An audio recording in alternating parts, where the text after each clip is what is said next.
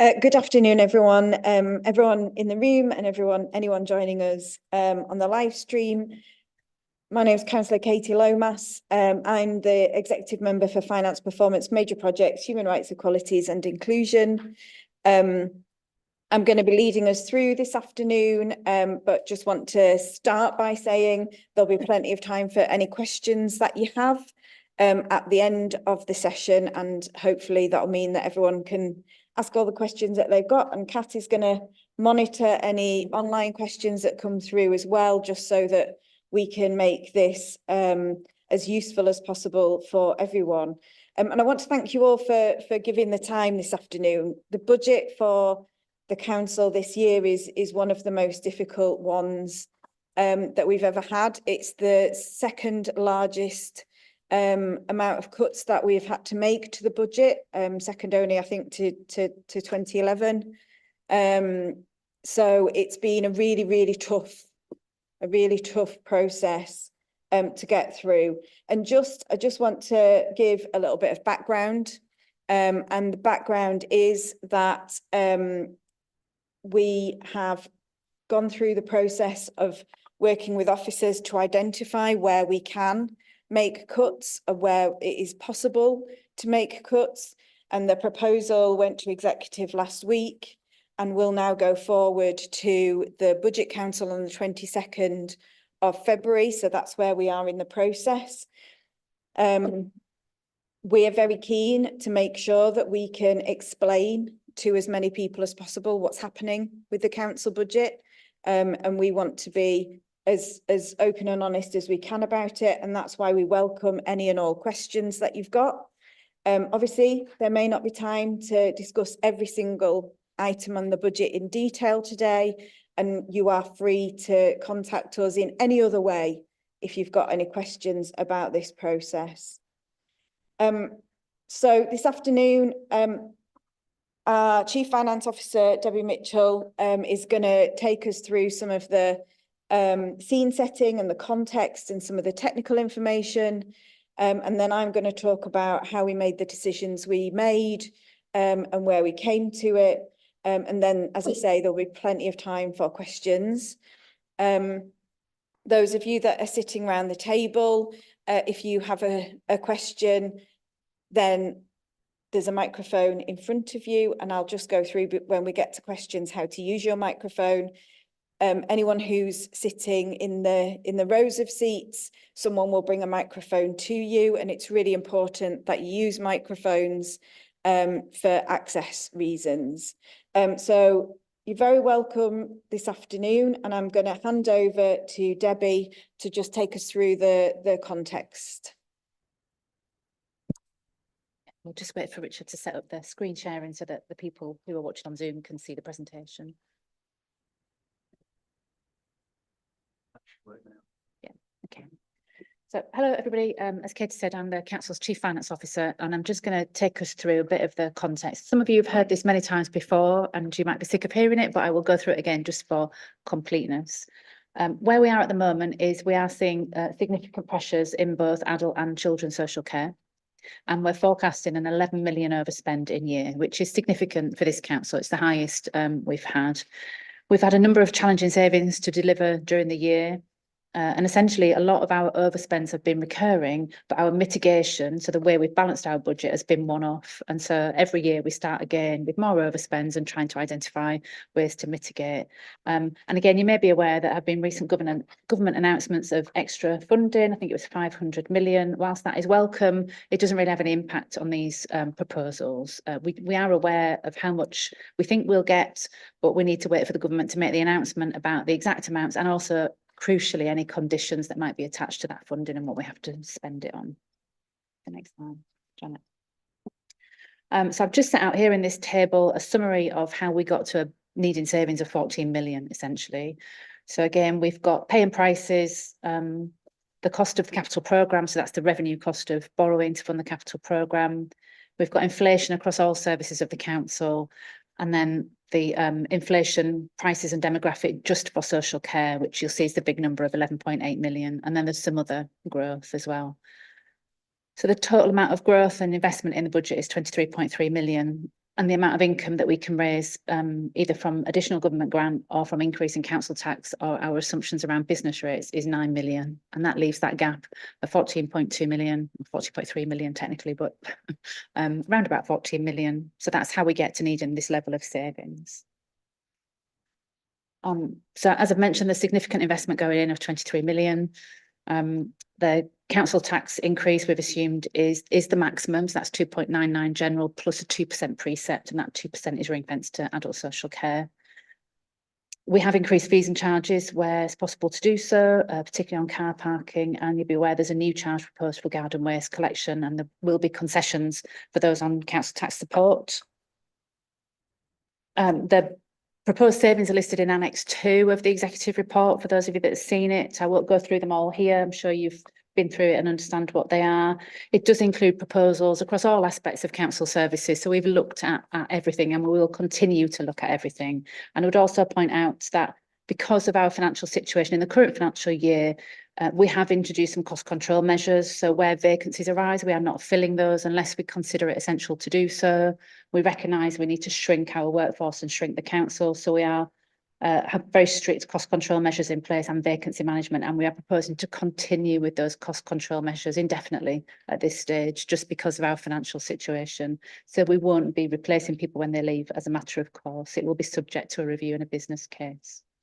And at that point, I think I'm going to hand back to you, Katie, if I can. Thank you. So the message that we want people to hear is that it's really important nobody underestimates the challenge that we're facing. And the challenge that we're facing is compounded by the fact that the council have made cuts year on year for the last 12 years. So cuts have been made year on year, grabbing all of the efficiencies, trimming everything where it could be trimmed. And so we're in the position this year of having to make a significantly higher rate of cuts, but with very, very little that we can get that cut from, because the budget has already been cut every single year. And the additional pressures, the cost pressures in recent years, particularly around adult social care, have been addressed through one-off funding, through one-off grants that the government gave councils throughout COVID for COVID recovery to support the recovery of social care services post-COVID. But that isn't continuing. All of that funding has been used. And as Debbie said, despite the announcement of what sounds like a huge number of 500 million for councils, that is for all councils. And York is one of the lowest funded councils in the country. And that means that our share of that huge number will be really, really tiny, because we remain right at the bottom of the pile when it comes to funding. So we can't continue to do everything that we have been doing and still deliver a balanced budget.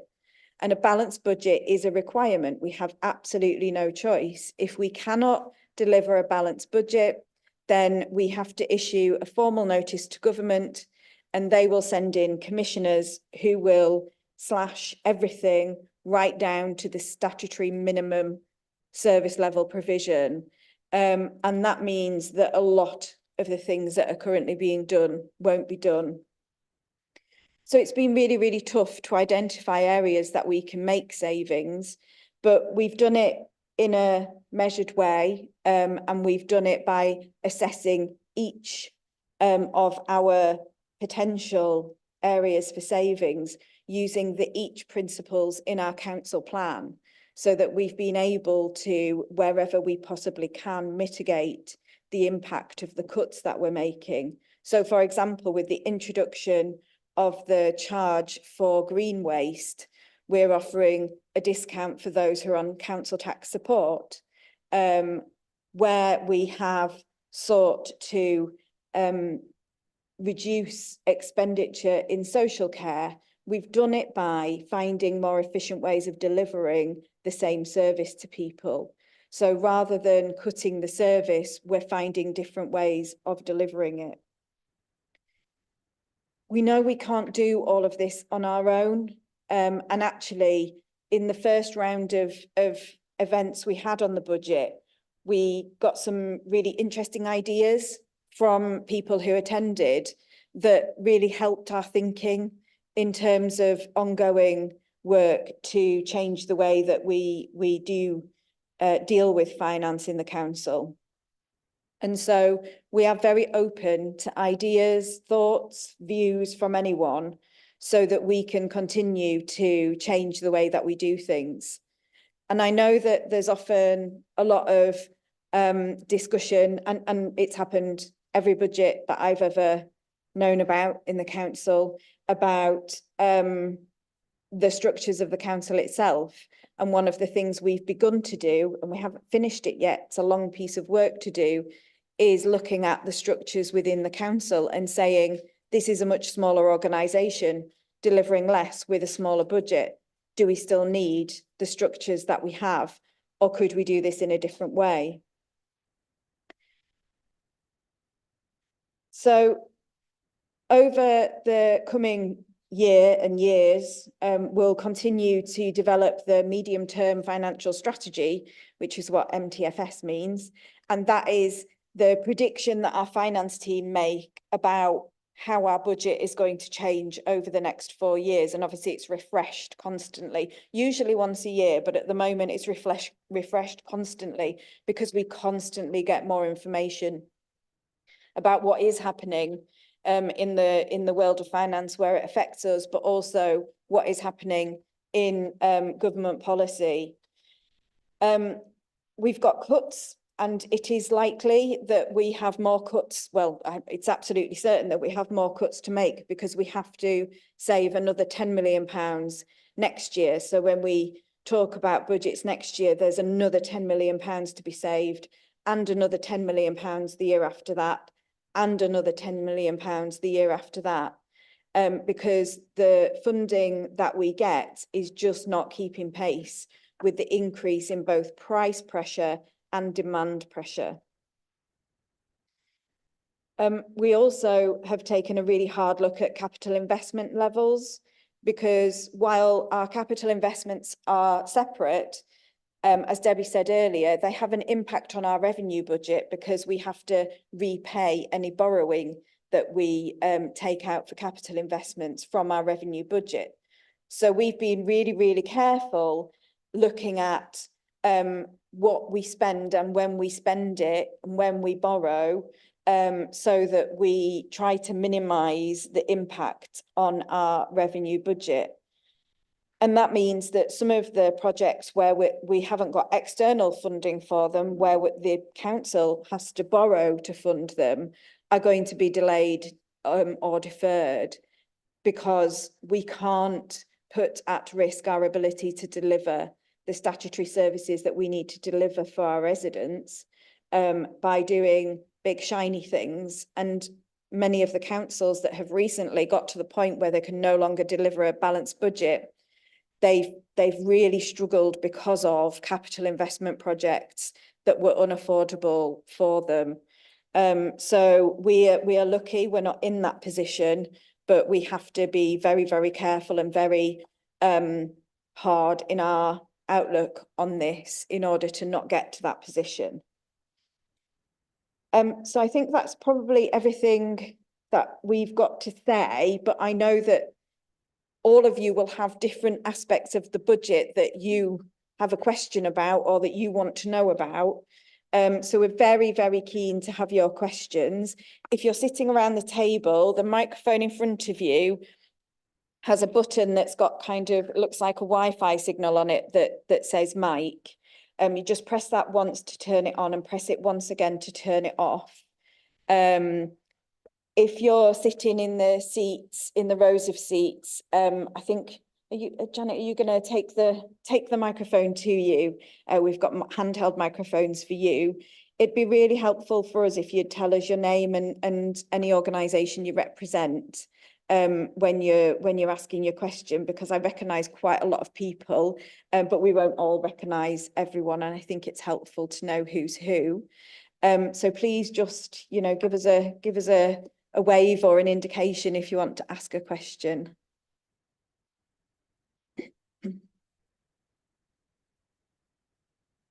Yep, go ahead, Alison. I'll go first. Alison Summers, Chief Executive York CVS. So it's not clear to me where the cuts to or savings from the VCS actually fall. Is it possible to know that? And if people are going to be impacted by that, have they already been informed? Or will there be a little surprise? So I didn't quite catch the last part of your question. If people are going to be impacted by any savings, have they already been informed of that? So at this stage, I would just point out that they are proposals. So where staff are impacted, then they have been spoken to and are aware.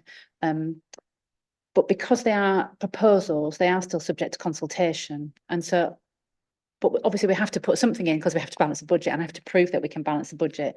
So there will be an opportunity for people to get involved with some of the proposals. So from a staffing perspective, if we said we're going to save X from IT, for example, then the staff involved will be part of that journey and part of that consultation. Ultimately, if we have to make people redundant, we have to make those difficult decisions, then that will have to happen. But we haven't at this stage, I can't tell you exactly which organisations will be impacted and by how much and when, because almost each proposal will be like a mini project in itself, and it'll have to go through a process. There have to be an equalities impact assessment, which is underway, but not finalised yet. I'm sorry, I realise that's unsatisfactory. So I think in terms of, are you talking about the contracts with voluntary sector organisations? Yeah, so I think Joe probably has something to say about this, but none of this has happened yet. So that's an important note. But Joe, do you want to come in on that? Yeah, thank you. So I'm Councillor Jo Coles, for anyone who doesn't know. I'm the executive member for Health and Wellbeing, Adult Social Care and Culture. Just on the question about community kind of contracts, especially those in the voluntary sector, I think it will all be part of a partnership kind of negotiation and conversation with people. Some voluntary organisations I know have got contracts that are coming up for renewal as part of a cycle of renewal anyway, so those contracts will be looked at as part of that process, but that doesn't mean they're less or more likely to be affected. It just means that that's an opportunity to look at those contracts. Mainly what we're trying to do is ensure that we are kind of ensuring we're not causing further problems, particularly in terms of demand around adult social care, by cutting out preventative support that's out in the community, for example. We don't want that makes no sense to end the preventative work that is taking place. But it does make sense to look at what we've got and what we're currently paying for through those voluntary sector contracts, to look at, you know, whether there's any duplication, whether there are ways in which those voluntary sector partners, perhaps working with you, Alison, might be able to work together to deliver something collaboratively rather than as having separate contracts. I know that, for example, York Mind, we have multiple contracts all with the same organisation, the same I think with other big voluntary organisations across the city. So it's really about looking at those contracts where there might be opportunities to make some efficiencies, although I would reiterate what Katie and Debbie have both said. You know, a lot of this we know has already happened because people, and including the voluntary sector, have been going through this for 12 years. So this is not that we think that there's some miracle out there. We just have to look at everything. But the lens that we're doing it through is to try and avoid duplication and to try and make sure that what we're not doing is stopping any preventative work that will be stopping people then needing to access a kind of fuller programme of or package of adult social care, for example, in a residential setting. You know, we don't want to push people in that direction if we can support them in the community or with family members. So it's that kind of thinking. Some of that will be through contracts as they come up, and some of that will be proactive conversations because we can see opportunities potentially within an existing contract, but all of that would then be done in collaboration with those organisations. Sorry. That's great. Thanks, Joe. Did that answer everything, Alison? Yeah, I think it's reassuring that you're not just going to cut and not discuss, which I think is what you're saying, is the conversations are really crucial. And I think there are lots of opportunities, I think, for us probably to do more stuff that you do, that we can do probably better and probably more cost effective as well. So I'd be happy to have those discussions further down the line when appropriate. And one of the things that came out of the last round of budget conversations was just some observations from voluntary sector organisations about the way that the contracting relationship works, and where they do have multiple contracts, they then have to do all of the contract management 3 times over, and so do we. So if we can reduce some of that, then that's a win all round, isn't it? We all save in that scenario. And longer term contracts would be really helpful, so we don't have to keep repeating these expensive tender processes as well. So glad that's on your radar as well. Good. Any other questions or queries? Yeah, go ahead. Hi there, yeah. Chris Bush from York Bid, the Business Improvement District. I'd just be interested to hear particularly about any intentions to cut services within the city centre, perhaps around things like cleaning or frequency of emptying bins, cleaning public spaces. And I think you mentioned an increase to car parking charges moving forward. So I'd just like to hear a little bit more about that, or if you wouldn't mind repeating the detail on what the new charges will be, that would be great. Do you want me to?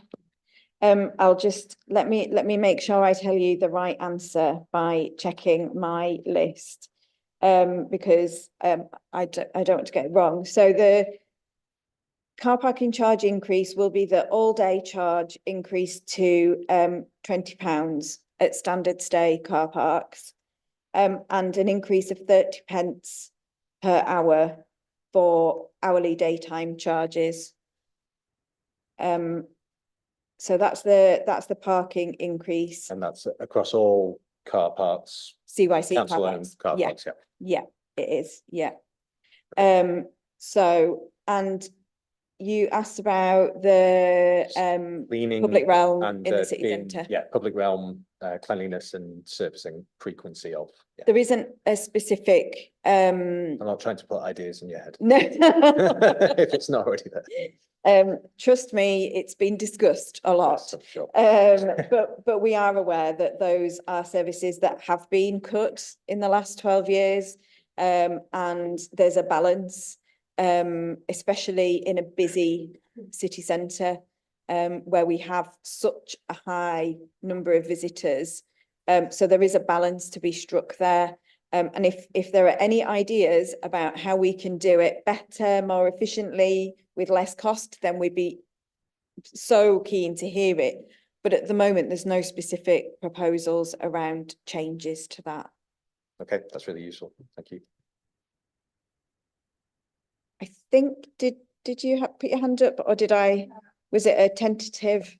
My question was more about, sorry, I'm Rachel from Living for Moment, which supports disabled people in the city. My question is, do you measure the impact of any cuts you make in terms of not just 1 year, but 3 years down the line? Because my concern is in the past that you made cuts that actually had increased costs in multiple areas as a result of a cut. So it's about thinking long term, not just saying, oh, I have saved 10 million this year, but thinking long term. I would love to say that we don't do that, but I can't, hand on heart. And one of the things we promised is that we'll be honest about the budget. And we have agonised over some of the decisions we've had to make, because we know that, for example, if we don't fill potholes when they are small, they become bigger and bigger and bigger, and then you need to resurface the entire road.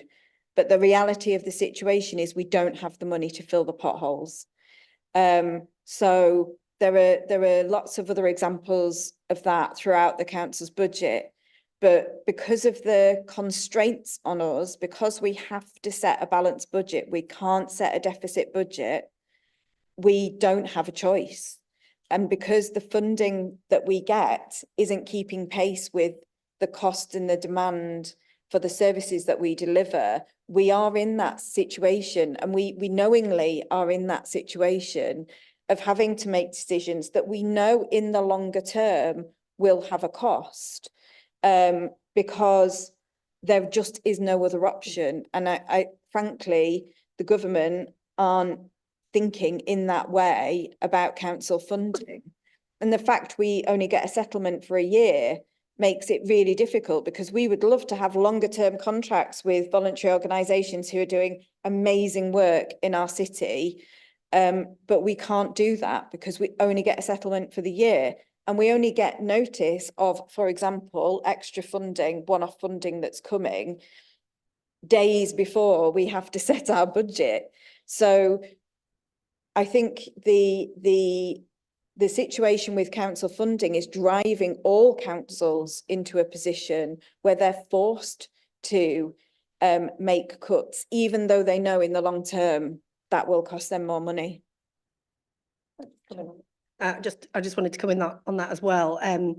I mean, yeah, for people with disabilities across the city, it's a very good question in terms of making sure that we don't cause problems down the line because of the changes that we're having to make now. I suppose the honest answer is we are having to stop doing some of the non-statutory support that is currently provided by the council.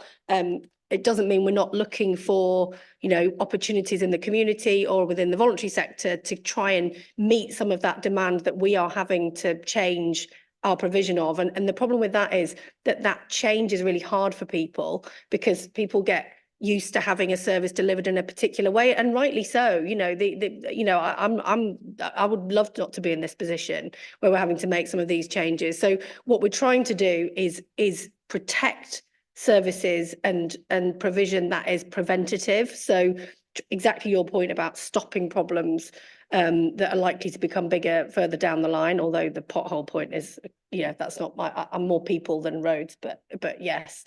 But the reality is there will be some changes, and I think they'll be really difficult, and you know, that's not nice for people, and what we need to be better at, all of us, I guess, at the council and just as a community, is communicating that out to people and why it's happening. You know, no one wants to be in this position. We don't want to stop doing things that people have grown used to, but equally there's a way of, you know, either changing how that is delivered or doing it with people so that they don't feel like it's just something that we're stopping. But it's, you know, this is not a great situation that we're in. It's just, we're just trying to, these are all least worst options rather than good options, unfortunately.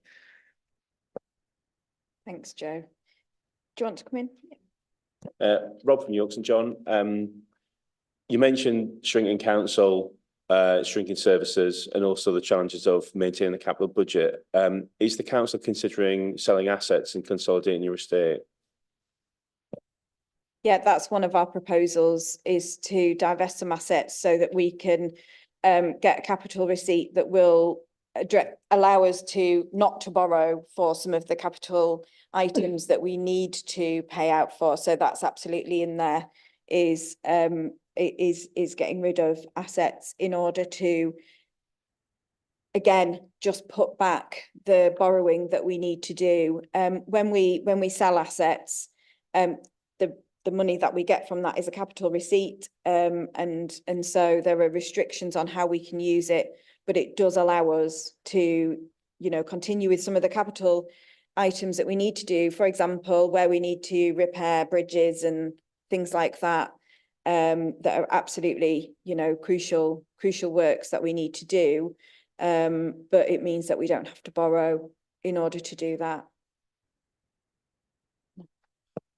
I'm David Harborne. I'm Chair of Trustees at York Centre for Voluntary Service. Just going back to the initial briefing that you gave us on the budget, I'd appreciate improving my understanding of how the revenue budget is currently split between statutory services and what might be called discretionary.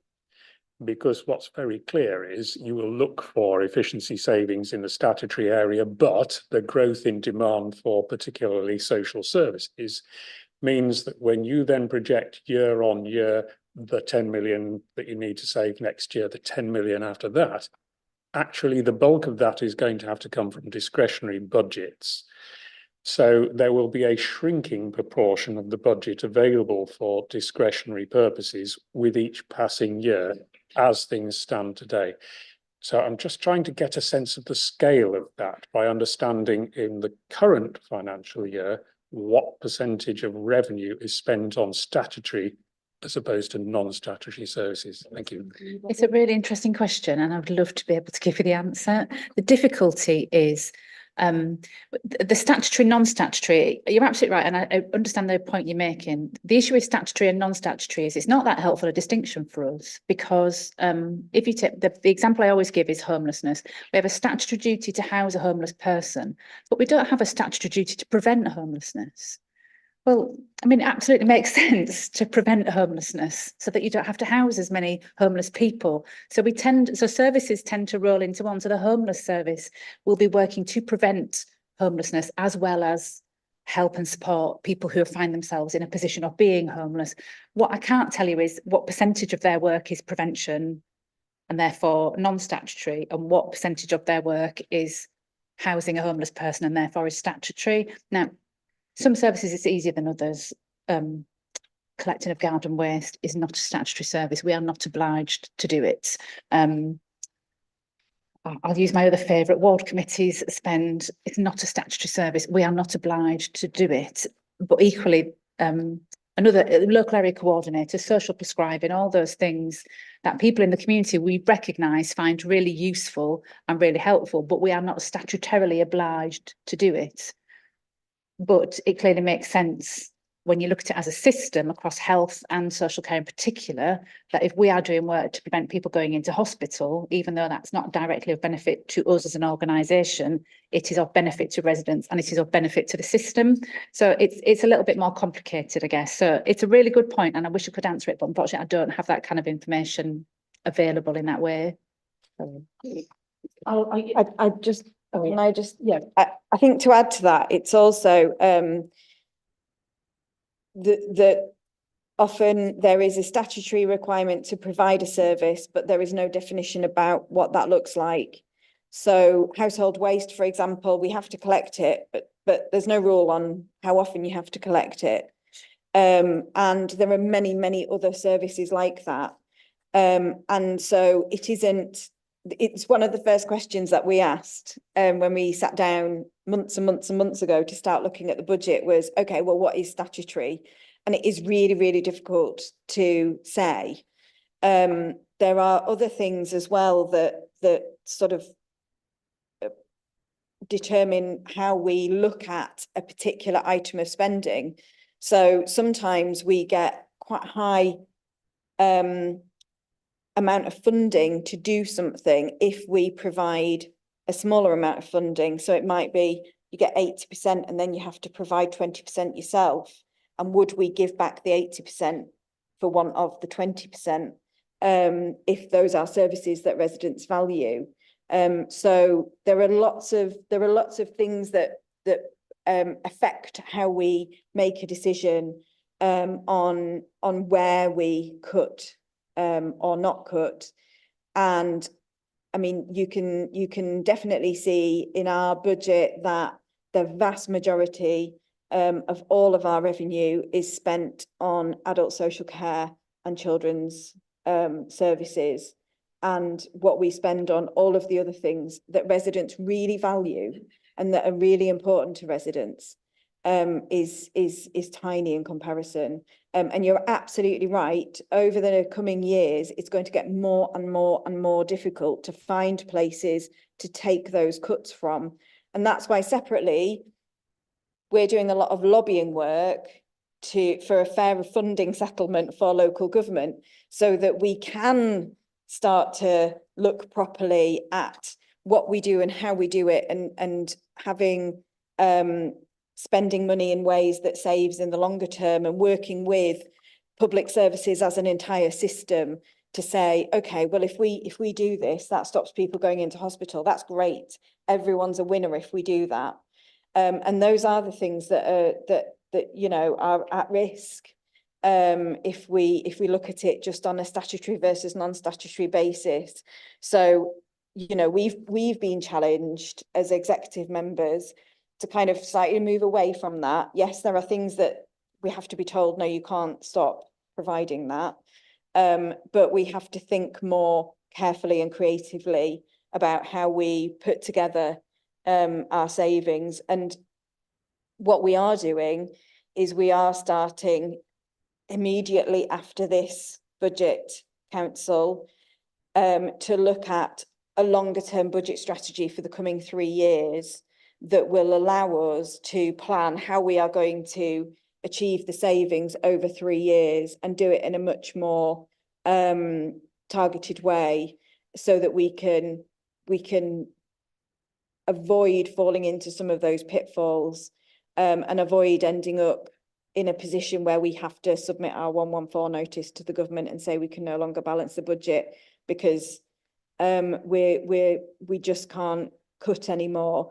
And there are councils at the moment who are saying they will only deliver statutory minimum services, and those that have submitted their 114 notices, the government commissioners are in there taking out everything that's not statutory. You know, Birmingham City Council making hundreds of millions of pounds worth of cuts from their budget by taking out absolutely everything that's not statutory and providing statutory services at the minimum level, because that's what government commissioners do. There's no more funding. If local governments can't balance their budget, you don't get any more money. You just get somebody else making decisions about how your money is spent. Just very quickly on that point about statutory and discretionary. In some ways, I think certainly when it comes to adult social care and the kind of people-focused services, you actually don't want it to be focused on the statutory spending, because actually you're wanting to prevent things reaching the statutory point. That's actually where the biggest savings can be made. So the local area coordinators that Katie just mentioned is a really good example of that. If the work that they do in the community stops a child going into care, for example, because the family is supported in the community and they get better support and that child doesn't end up in the care system, that is a huge statutory saving that we are making. We don't gain anything from it other than the expenditure that we've made on the local area coordinators, but actually it's discretionary spending, but actually it is making a statutory saving for the council because we are preventing a problem that will cost us more further down the line. And the other example I would give, mental health provisions, very similar. You know, if we can prevent mental health crisis, if we can make sure that people are, you know, there are activities going on and there are things for people to get engaged in. And I know that the voluntary sector, you know, runs dozens and dozens of those across the city all the time. That if it stops things reaching a crisis point, that then means that lots of other statutory services have to engage, from health to adult social care to children's services if there are children involved. That then becomes a really expensive statutory problem to solve. But actually, if we can prevent that happening in the first place, that is a much better way of doing it. So I guess what we're trying to do is avoid getting to the point where that is all we have, because the more we can protect that discretionary community-based prevention, the more we actually still have for, you know, it's almost paying for, you know, real crisis is the statutory point of intervention. And it's similar with public health, I suppose, as well. So, you know, keeping people healthy and well is a really important way of preventing, you know, longer term costs. But actually, interestingly, those are not costs that we incur, particularly as the council. Those are costs that the NHS incur if people end up in hospital. But equally, it's in the interest of our residents that we keep them well. Which is obviously why we have a public health budget that is important to, you know, continue. Yeah, it does. Yeah. And I think Gwen had a question. If you can take the microphone, thanks.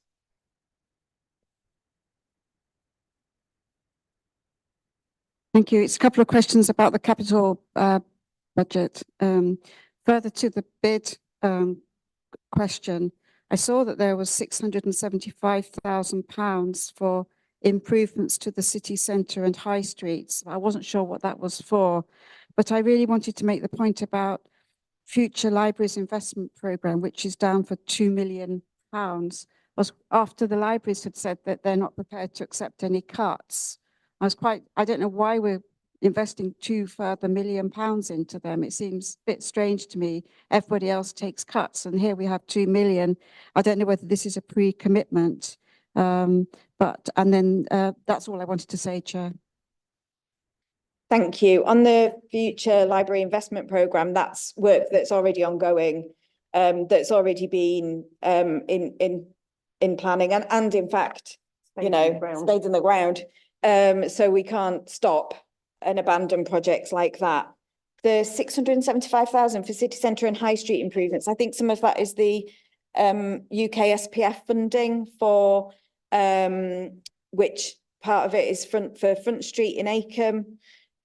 So that is where that comes from. So it's not our borrowing, it's external funding that's coming in. So we don't have to borrow for that. Part of it is cities. There is something happening in the city centre, but I can't, off the top of my head, I can't quite remember. But yeah. I just come Have you done? Yeah, but we've got more questions, Oh, so I'm just. Sorry, I was just going to come in on the library thing, but. Sorry, I was just going to say that the library investment, I think it's been 7.7 million overall, and this is the end of that process. But what it has done is create some assets in the city that are ways, you know, for Explore to, you know, build support in the communities, build those services that we need in the communities, that, you know, the voluntary sector can be a partner in, and all those kind of things. So I think, you know, it's about seeing these things in the round, but that money was already planned in. So yeah. Thanks. Jim. Jim Cannon, Chair of York Older People's Assembly. I think it's generally recognised, as has been said already, that a lot of charities get relatively small amounts of money, but deliver a lot of services with it. And I remember some years ago, the National Housing Federation used to say that for every pound that was spent on housing, there was £7 in extra benefits. Well, I don't know what the ratio is for charities, but I think it's probably substantial.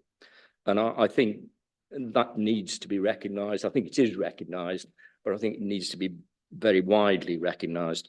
There's one specific item in the savings, which is I'd like to just mention, and that is the Livewell project.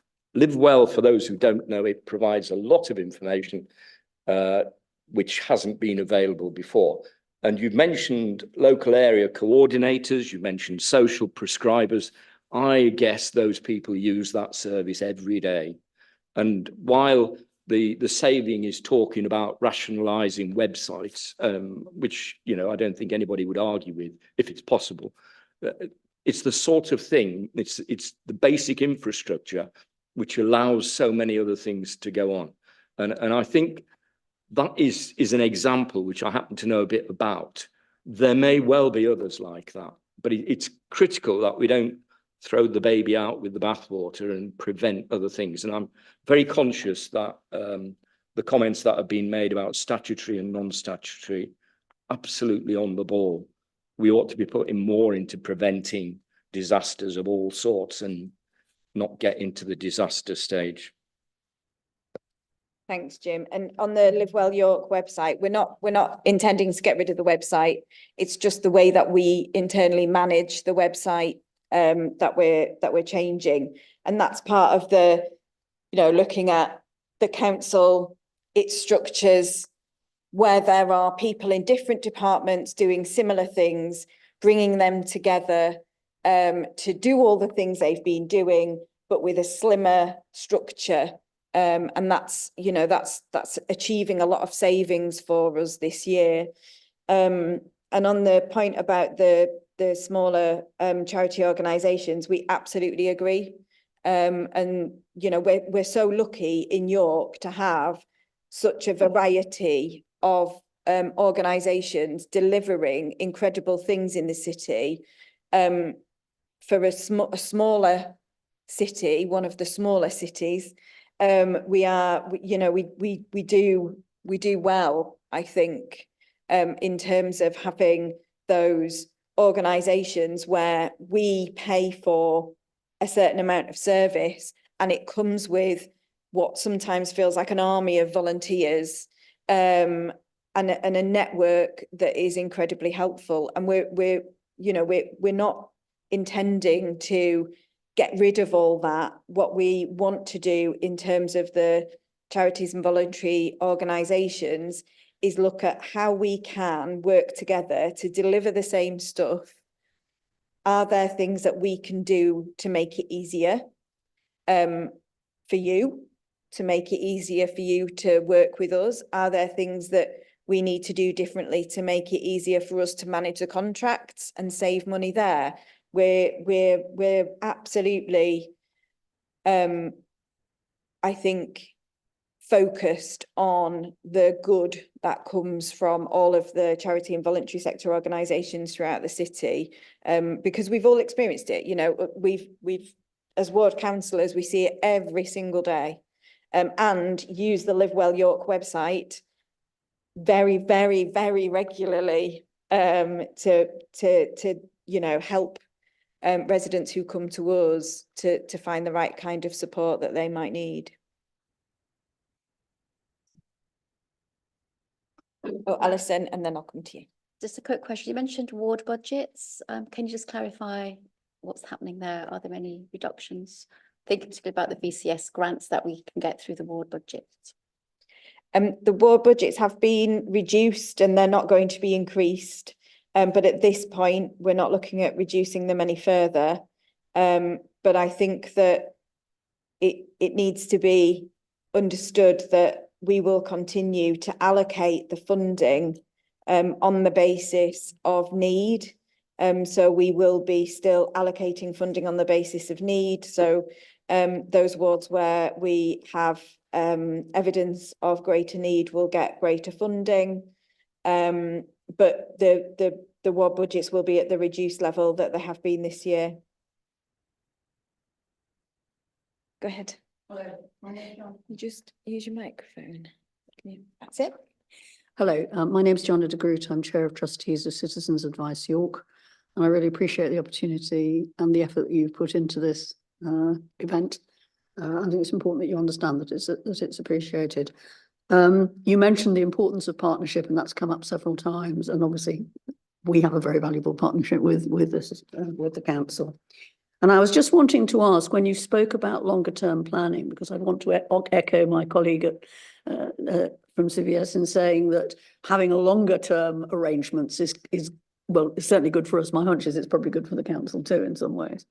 That when you move to that strategic 3-year planning approach, involving organisations, your partners such as Citizens Advice York, CSV, and all the other people who've spoken from the voluntary and charity sector, I think if you could say about how you might plan to involve them at an early stage as opposed to just after you've made all your decisions. Thank you. Yeah, thanks for that. And it's a really important point about how we are going to deal with looking strategically at the next 3 years when much of it is unknown. And we're likely to have, I think, quite a important year in many ways, in terms of, we know we've got an election in May for the combined authority mayor, and then at some point during the year a general election, both of which have the potential to significantly change our approach, if not by, you know, sending loads of cash our way, at least by changing the way that we need to think about our budget planning. So we've got to strike the balance between wanting to be strategic and look at 3 years, and also knowing that at 2 points during this year, everything could change quite significantly. And so we'll be looking at how we can bring people together, how we can genuinely work with all of our partners, including residents, to find a way to be as strategic as we can in a really flexible way, so that we can change the plan if something significant changes, because, you know, that it is just going to be a year of it. And, you know, what we wouldn't want to do was to kind of end up by summer having this brilliant plan that everyone's signed up to, and then be, well, now we're having a general election and things have all changed. But we absolutely do want to work with everyone. And like I say, just in the first round of budget discussions, we found things that we can go away and change quite quickly to make it easier on everyone, the way we work with partners. So hopefully we'll be able to continue to do that. But what practically we're going to be doing is it's going to take us a few weeks to work out where we're at after Budget Council, and then we'll be coming out to partners to talk about the priorities, the things that you think we could do differently, what your priorities are, how they fit with ours.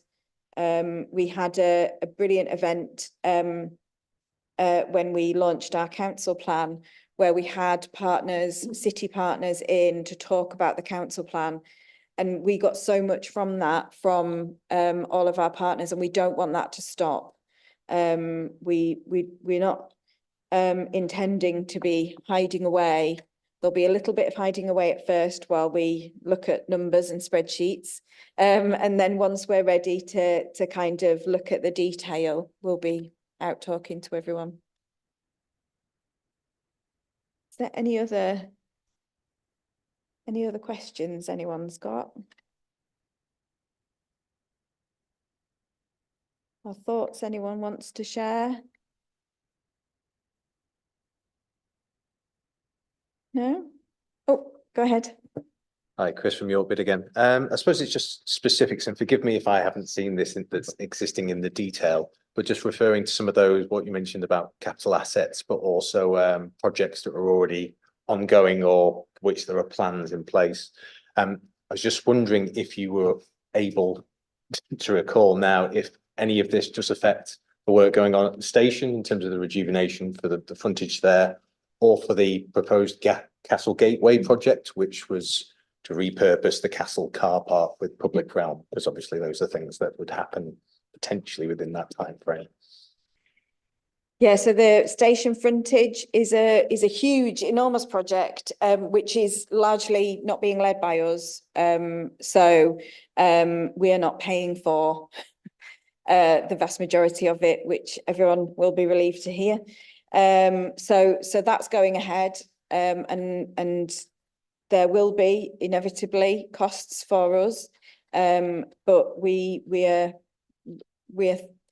our approach to that is it's a huge project, the vast majority of it being funded externally. It will have a huge, hopefully positive impact on the city centre, and we wouldn't want to stop it. In terms of Castle Gateway, we've already made an executive decision to change the plans. The plans had got a bit stuck. There were lots of different elements to it, and they weren't quite fitting together in the way that I think it was first envisaged several years ago when the project was devised.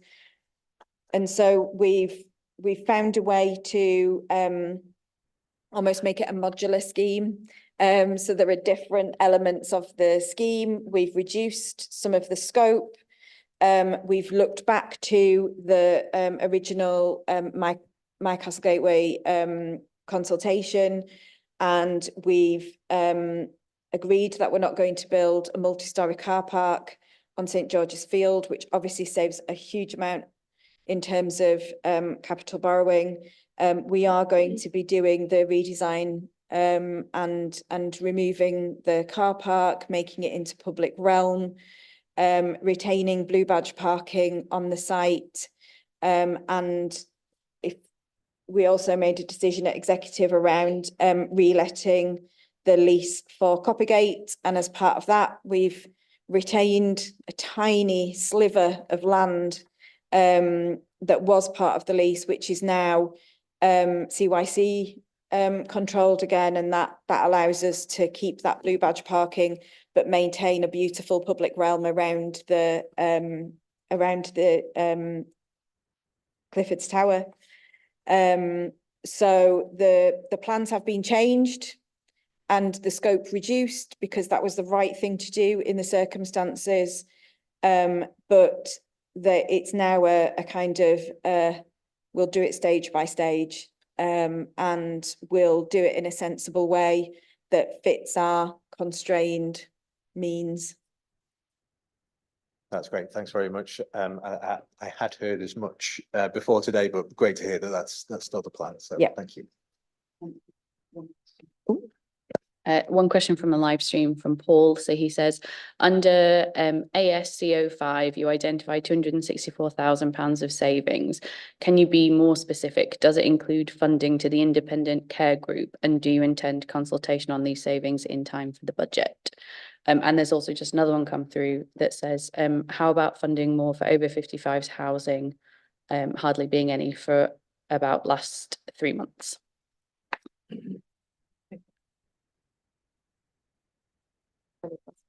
Yeah, so just for everyone else, the ASCO 5 is a budget line of community contracts, and apologies that does therefore come across as being a little bit unclear. It's partly because there are a number of contracts in there, some of which are no longer wanting, the organisation no longer wants to deliver it. Others where there are other changes. The question was about which part of it specifically? Which? The independent care group. I'm going to have to. Could he provide an email and I'll get an answer to him?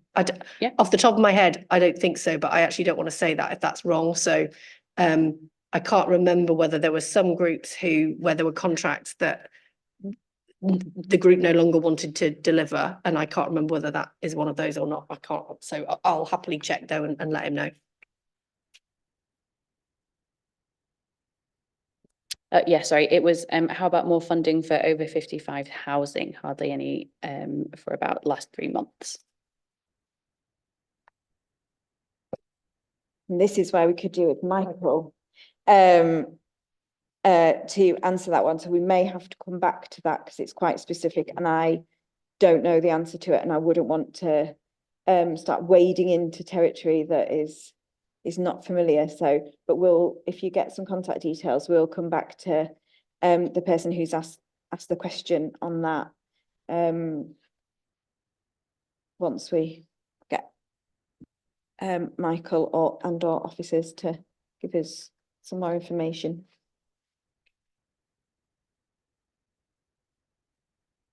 Anything else from anyone before we close? No?